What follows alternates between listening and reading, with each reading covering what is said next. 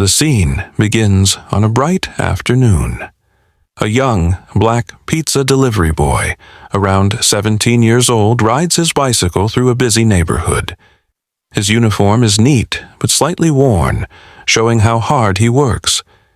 His face glows with a polite smile as he hums a tune, focused on delivering hot pizzas on time. Meanwhile, at a big, luxurious house, a group of friends gathers in the backyard. They are laughing and joking around a large outdoor table. Among them is the host, a wealthy man in his late 40s. He has an air of arrogance, dressed in expensive clothes, and speaks loudly to show off. The boy arrives at the house and parks his bicycle carefully. He takes out a pizza box from his insulated bag and walks up to the front door. The doorbell rings, and the man walks over, grinning as he chats with his friends. But the moment he sees the delivery boy, his expression changes. His friendly smile vanishes, replaced by a look of disdain. The boy greets him politely. "Good afternoon, sir. Here's your pizza." He holds out the box with both hands, but the man doesn't take it. He stares at the boy, his lips curling into a sneer. The laughter from the backyard fades as his friends notice the change in mood. They watch quietly, sensing that something unpleasant is about to happen. The man crosses his arms and looks the delivery boy up and down with a smirk. "I don't eat food touched by your hands," he says coldly, his voice dripping with contempt. The boy freezes, unsure of how to respond. His hands tighten around the pizza box as he feels the sting of the man's words. He tries to stay calm and polite, saying softly, "Sir, I'm just here to deliver your order." But the man doesn't stop. He grabs the pizza box roughly from the boy's hands, opens it, and pretends to inspect it. Then, with a dismissive scoff, he lets the box fall to the ground, scattering the pizza onto the doorstep. "Take this garbage back," he says, stepping back as if the pizza is beneath him. "I'll reorder and make sure someone else brings it next time." The boy looks down at the pizza, now ruined, and feels tears prick his eyes. He bends down to pick up the mess, his hands trembling with humiliation. "I didn't do anything wrong," he murmurs, almost to himself but loud enough for the man to hear. The man doesn't reply. He simply waves his hand as if dismissing a servant, turning back toward his friends. The boy stands up, holding the ruined pizza box. He forces a small broken smile and says, "Have a good day, sir." Then he walks back to his bicycle, his head hanging low. Meanwhile, the man's friends watch everything from the backyard. Their laughter has completely stopped. They exchange uncomfortable glances, clearly disturbed by what just happened. One of them shakes his head and whispers, "That was too much." The man walks back to the backyard, acting as if nothing unusual happened. He picks up his drink and laughs, trying to get the mood back to where it was. But his friends are no longer laughing. The group sits in awkward silence, exchanging uneasy glances. One of them, a woman with a kind face, finally speaks up. "That wasn't right," she says firmly, breaking the tension. "He was just doing his job." Another friend, a younger man with a serious expression, nods in agreement. "You didn't have to humiliate him like that," he adds. "What did he even do to deserve that kind of treatment?" The host shrugs, waving off their concerns. "Oh, come on," he says casually, trying to brush it off. "It's not a big deal. He'll get over it." But his friends don't look convinced. One of them crosses his arms and says, "It's not about him getting over it. It's about how you treated him. That was cruel." The atmosphere grows tense as the group continues to discuss what they just witnessed. Some look angry, others disappointed. They can't believe someone they call a friend could behave this way. One of them whispers, "He didn't even think twice about it." How could he be so heartless? As they talk, an idea begins to form among the group. They exchange knowing glances and subtle nods.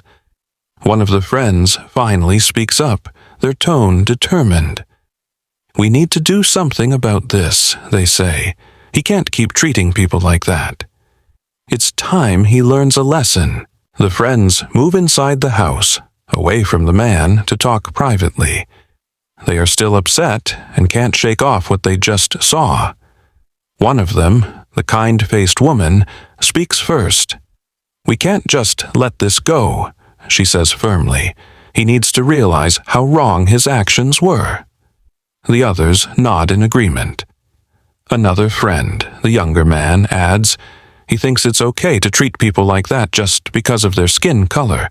It's disgusting." As they discuss, one of the friends has an idea. "What if we order pizza again and make sure the same delivery boy comes back?" he suggests. The group pauses, considering the idea. "But this time," he continues, "we'll show him kindness and let him know he's not alone." The group quickly agrees, feeling it's the right thing to do. They call the pizza shop and ask for the same delivery boy. The manager at the shop hesitates at first, worried the boy might face more mistreatment. But when the group assures him they have good intentions, he agrees to send the boy back. While waiting for the boy to return, the friends decide to confront their racist friend. "We need to be honest with him," the woman says.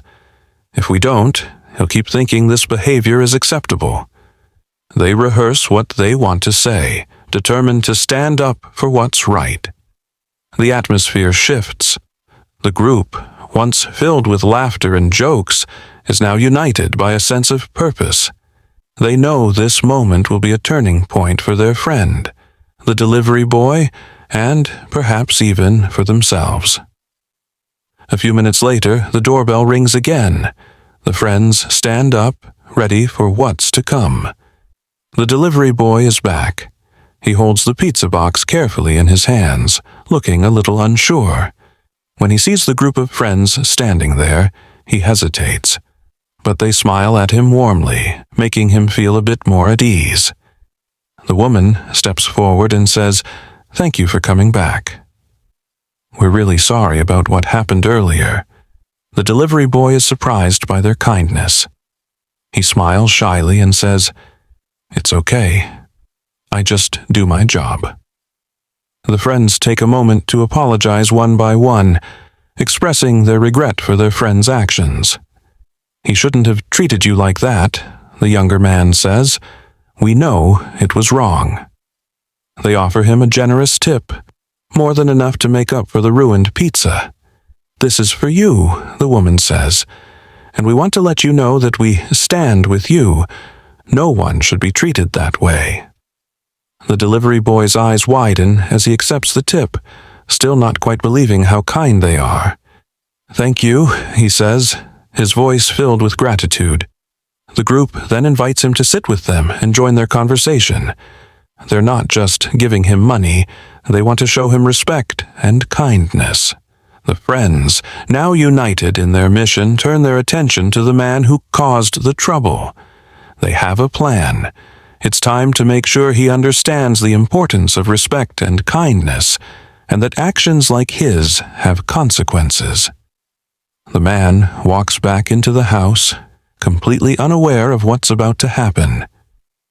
He sits down on the couch, casually picking up his drink, ready to continue his conversation with his friends. But the mood is different now. His friends are no longer laughing or joking. Instead, they sit with serious expressions, and the atmosphere is tense. One of them, the younger man, speaks first. "We need to talk," he says, his voice calm but firm. The man looks around, confused. What's going on? Why does everyone look so serious? The woman who had spoken earlier stands up and faces him. "What happened earlier, with the delivery boy," she begins, "was wrong. You humiliated him for no reason, and we can't just ignore that." The man looks at her, annoyed. "I didn't do anything that bad. It's just pizza." But his friend shakes his head. It's not just about the pizza. It's about respect. The way you treated him was disrespectful, and it's something we can't just let slide. The man frowns, growing defensive. I didn't want food from him, so what? Another friend chimes in, his voice steady. It's about more than just food. It's about how you treat people because of who they are, not because of what they've done to you. The man falls silent, his face starting to change. He begins to realize that his behavior was worse than he thought. He looks around at his friends, who are all now giving him disappointed looks. The realization hits him hard. He's been so focused on his own prejudice that he didn't even see how wrong he was. The room feels heavy as the man's shame starts to sink in. He looks at the delivery boy, who has been standing quietly in the background waiting for this moment. The boy is no longer just a delivery person to him. He's a person who deserves respect, just like anyone else. The man swallows hard, finally understanding the impact of his actions. He lowers his head and says, I'm sorry. I shouldn't have treated you that way. It was wrong. The delivery boy looks at him, nodding slowly. It's okay. I just hope you think about it next time, he says softly, his voice calm, but filled with strength. The room goes silent for a moment as everyone takes in the weight of what just happened. The man looks deeply at the delivery boy, feeling a mixture of guilt and regret. He realizes how much hurt his words and actions may have caused. It's a hard truth to face, but it's a truth he can't ignore. The delivery boy, standing quietly in front of him, takes a deep breath before speaking again. It's not easy to be treated like that, he says, his voice steady but filled with emotion. But I still show up. I still do my job, and I try to be kind even when others aren't. The man's heart sinks. He's ashamed of how he treated someone who simply did their job. Someone who, in the face of rejection and cruelty, still chose to be kind. It hits him like a punch in the gut. Tears start to well up in the eyes of one of the friends who had been quiet up until now. They can't hold back the emotions anymore. It's not just about the boy, she says, her voice trembling. It's about all the people who face this kind of treatment every day. People like him deserve respect. The man stands up, his face red with embarrassment. I didn't know, he says softly, his voice barely above a whisper. I didn't understand how much it hurt until now. He takes a step forward, looking at the delivery boy, who's still standing there with a calm but strong presence. I'm truly sorry, the man says, his voice thick with sincerity. I will never treat someone like that again. I promise, the delivery boy smiles, his eyes filled with understanding.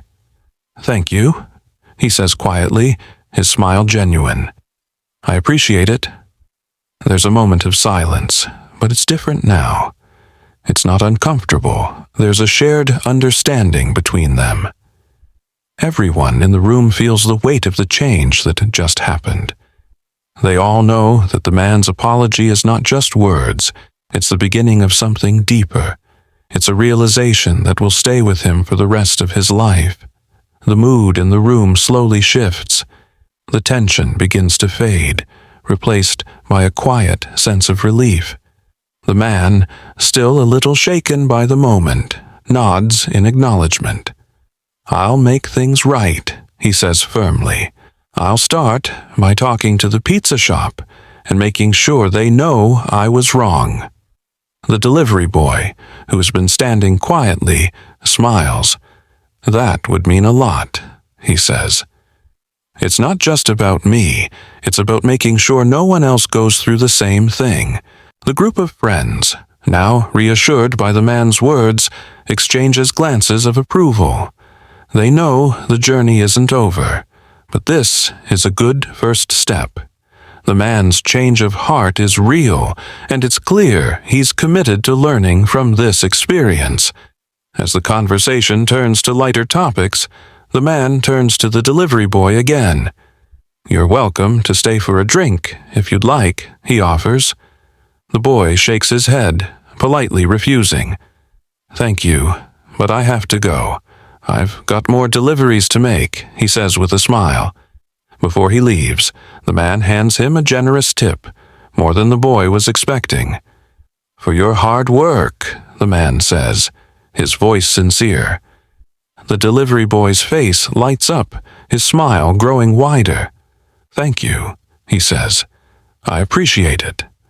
As the boy walks out the door, the man stands there for a moment, watching him leave. He feels a deep sense of gratitude. He knows that his actions today may have hurt someone, but through the lessons learned, he's a better person now.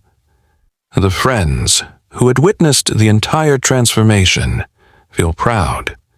They know they played a part in helping their friend see the importance of kindness and respect. They exchange knowing smiles, understanding that this moment has made a difference for everyone involved. We hope you enjoyed this story and learned a lesson. For more related stories, please subscribe our channel. And don't forget to like, share, and comment where from you watch. Thanks for watching.